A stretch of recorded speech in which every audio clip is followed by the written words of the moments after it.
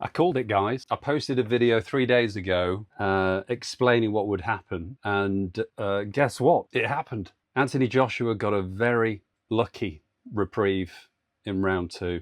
Let's break it down, guys.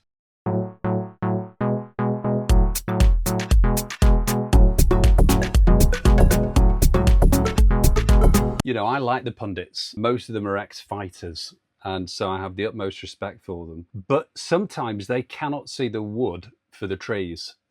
They are myopic, is the word. And I saw this with the AJ fight and Prenga, and I called it out, 3 days ago in a video. Check the video out. So it was, by crikey, it was exciting though. Let's be be positive about it from the point of view of a spectacle.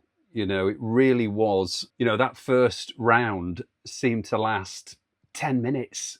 I mean, it was. I was rooting for AJ. I think most of you guys probably were as well.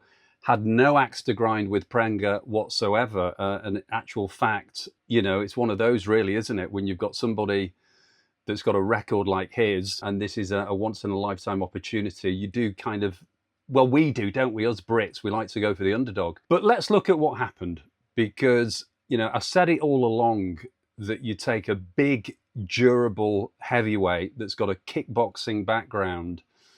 These guys don't have any fear. This is the thing. They're a different breed.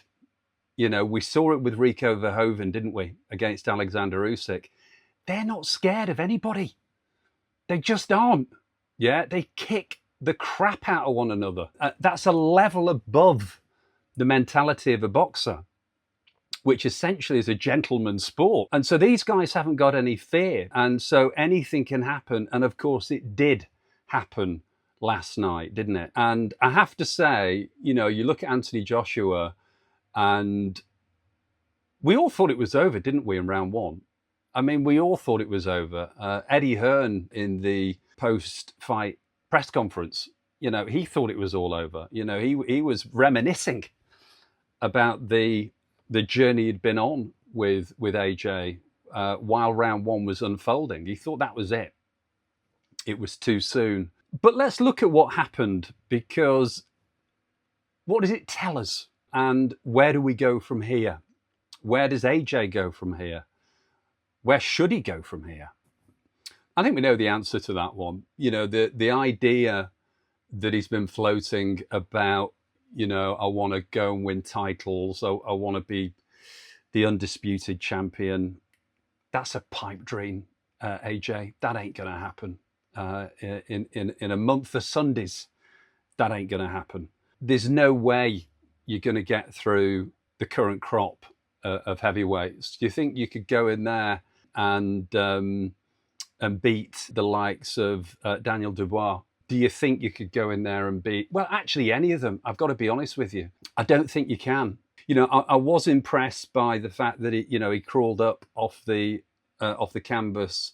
From that point of view, there is some resilience there. But looking back at these shots from Christian Prenga, he's got a lot of weight behind them. But, those are the types of shots that, fresh into a fight, you kind of expected to soak it up. And he didn't.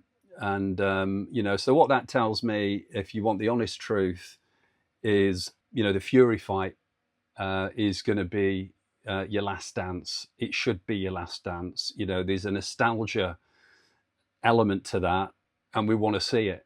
And in some respects, what happened last night will make that more exciting, because it will be more of an even match going in against Tyson Fury. Because we all saw Tyson, didn't we, or bits of the Tyson fight against Mariusz Wach, and that was an exhibition. But he didn't look great, if we're being brutally honest. He didn't look really good at all. So both of these fighters are going to be coming together at the right time, and really, the star of the show really here is Prenga. That guy needs to get some more experience with top trainers, and I think he could do some serious damage. There was talk that he'd been signed up by Eddie Hearn and Matchroom, or he was going to sign him up. He was that impressed with him. So I think we're going to see Prenga Problem is with these guys, who wants to fight them? I mean, that is the problem. I mean, Rico Verhoeven, I mean, that's gone very quiet, hasn't it? You know, who the hell wants to get into the ring with these guys? But, you know, I called it out, guys.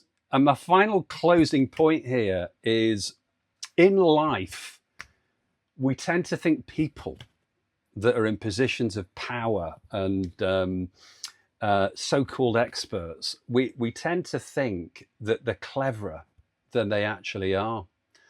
And as a fan, because that's all I am, I'm sure there are millions of fans out there that could read this in the same way that I could read it.